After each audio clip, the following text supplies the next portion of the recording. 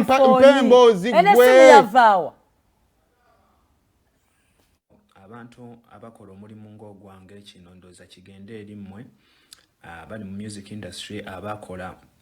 byonna okulaba nga basanyusa abantu nga gwe oluusi bakusasulira kulaba olw'okusinziira ku kintu ky'okola bannaye okuyaggayagga tekutukozesanga ensobi.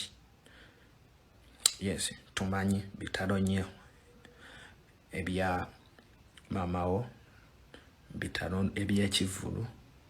situation gy'oyitamu banja bagiyiseemu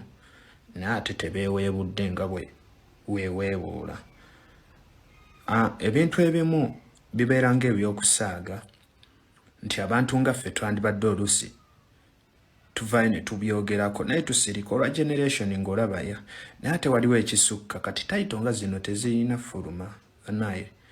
tayito nga zino tezirina fuluma abantu abamu balabirako ku ggwe kuba kati gwe oli muyimbi mukulu okitegeera naye we weeteeka mu kifaananyi ky'obuzadde nga naawe oli muzadde biki bino twandibadde tetutuuka ku ekyo ate ojja tukyayisa general nga newe batugamba nti gunda ayimba bino mu general bweti nga tunyiiga bunyiizi waliwo abakulabirako abakyakulabamu value wandibadde weetereza brad kirowoozeeko wandibadde weetereza bitayito nga bino kuba kati weruvaayo kale ne lukuba ogenda ku inspiration ogenda giwaani kuba waliwo abakuwagira ate bangi nti naye ajja kukeera ku makya atandika ofulumya tayito nga zino kituleka waffe ng'abayimbi. Regulations ezandibadde ziregulating ebintu bino zisirise ekimu ku kiraga nti endongo yaffe terina gyeraga baagivaako dda batunula butunuzi naye bannaye twekube mu mutima ebintu ebimu ng'olaba kisobola okunyigiriza muzadde w'omuntu oba abaana b'abantu oba abantu abali mu generation ebintu ebimu tubyewale okuyaggayagga tekukufula ng'omubuyabuya tetulina kwonoona ggwanga olw'okuba tuyaggayagga tutuule tufumire. Oyo da agent ng'ali ku Gravity ku luyimba lwe yakoze eki his new banger lwakwanze nina obuzibu bumu Gravity is not right naye agent ku talent gy'alina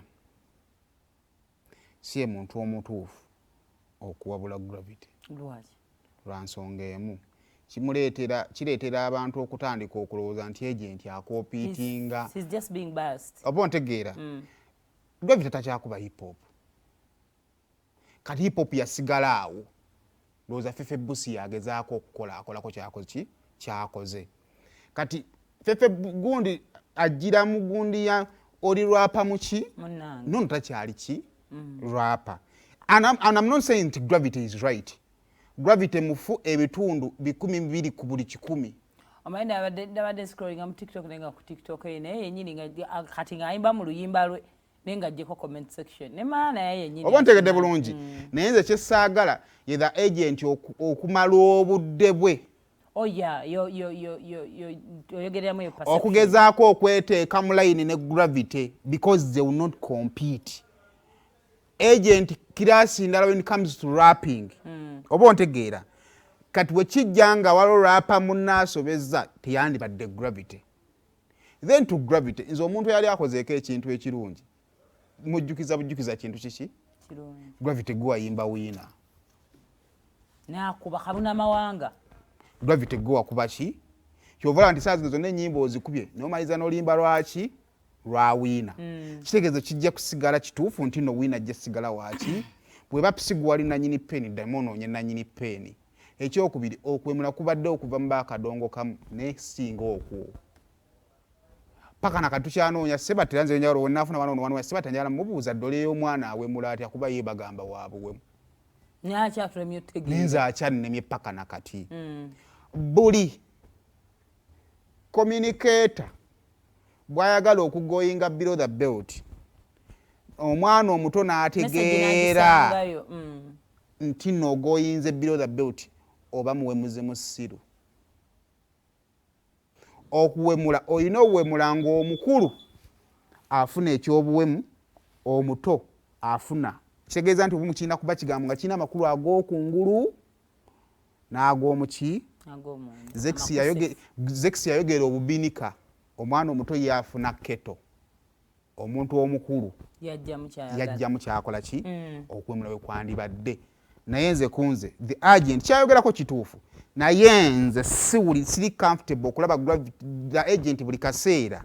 ng'alinganga akoba gravity ng'ate gravity tekyali rapa ng'ono rapa